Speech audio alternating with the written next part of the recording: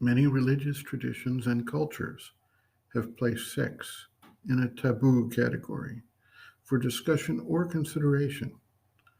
Sex is considered by many to be something sinful, immoral, and only to be conducted within the confines of a lawfully sanctioned marriage and under guidelines for procreation, not enjoyment.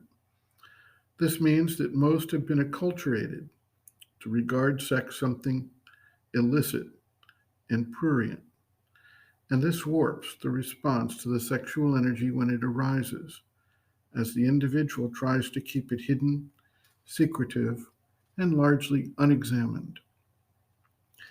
If we can strip away all of this cultural baggage from the sexual energy, we can observe it more scientifically as to its origin, its mode of action, its force, and the means to either redirect it or transform it.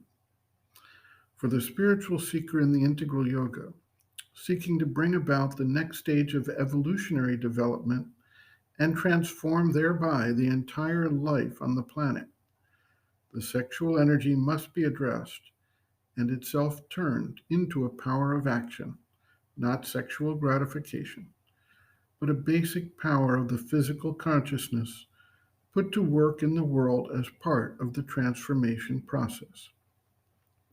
Sri Aurobindo observes, quote, as to the sexual impulse, regard it not as something sinful and horrible and attractive at the same time, but as a mistake and wrong movement of the lower nature.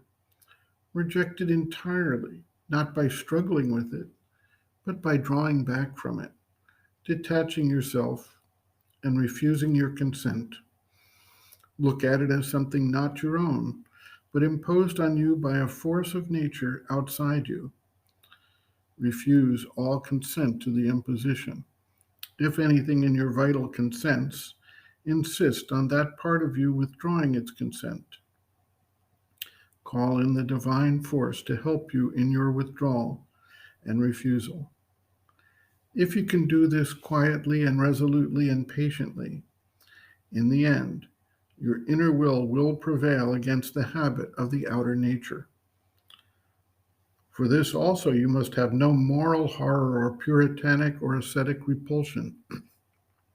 This also is a power of life, and while you have to throw away the present form of this power, that is, the physical act, the force itself has to be mastered and transformed. It is often strongest in people with a strong vital nature, and this strong vital nature can be made a great instrument for the physical realization of the divine life. If the sexual impulse comes, do not be sorry or troubled, but look at it calmly.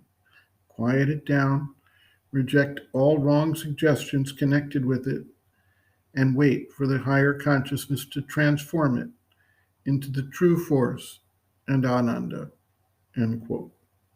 Reference Sri Aurobindo, Integral Yoga, Sri Aurobindo's Teaching and Method of Practice.